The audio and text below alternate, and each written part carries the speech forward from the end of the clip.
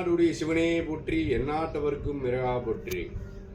நம்முடைய அருள்மிகு ஸ்ரீ காசிலிங்கேஸ்வரர் திருக்கோவில் 2020 காசியிலிருந்து வரவழைக்கப்பட்டு நாம் காசிலிங்கேஸ்வரர் என்று பெயர் அளிக்கப்பட்டு நாம் இங்கு பிரதிஷ்டை செய்து தொடர்ந்து நாம் பிரதோஷங்கள், அமாவாசை, பௌர்ணமி வழிபாடு செய்து வந்து கொண்டிருக்கின்றோம்.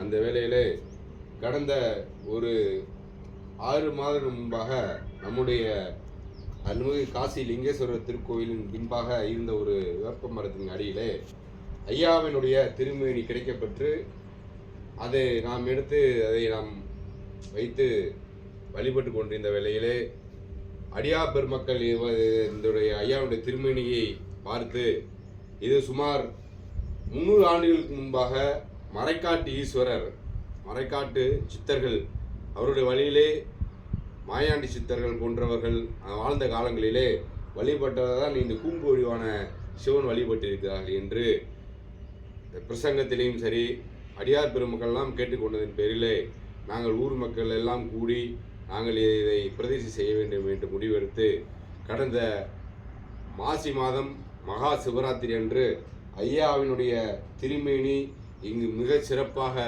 பிரதிஷ்டை நடைபெற்றது.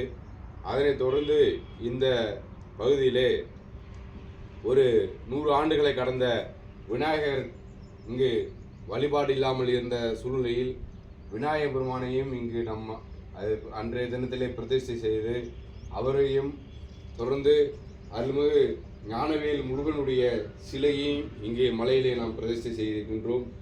அதற்கு அடுத்தபடியாக அருள்மிகு வேத விநாயகர், வேத புரீஸ்வரருடைய சிலை பிரதிஷ்டை செய்தென்று அருள்மிகு வேதவதி அம்பாளுடைய சிலையும் அன்று பிரதிஷ்டை செய்தோம்.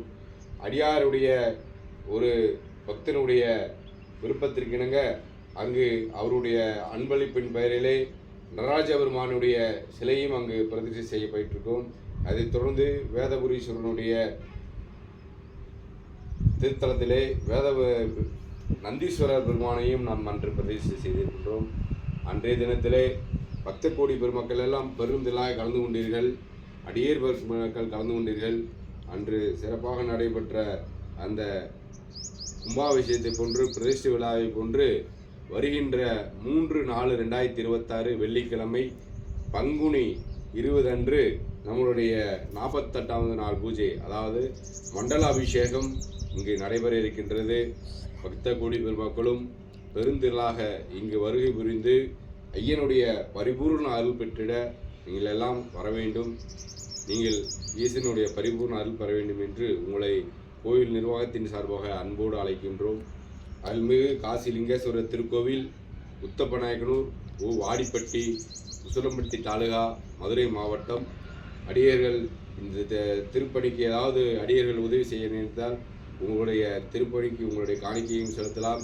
இங்கு சுற்றி நாம் இங்கு வந்து மரக்கன்றுகள் எல்லாம் வைத்து இங்கு நாம் ஒரு ஆலயத்தை மேம்படுத்த திட்டமிட்டு இருக்கின்றோம். அடியர்கள் திருப்பணி செய்ய விரும்பினால் தொடர்ந்து திருப்பணி செய்யலாம். சிவாய நமக. திருச்சிற்றம்பலம், தில்லையம்பலம்.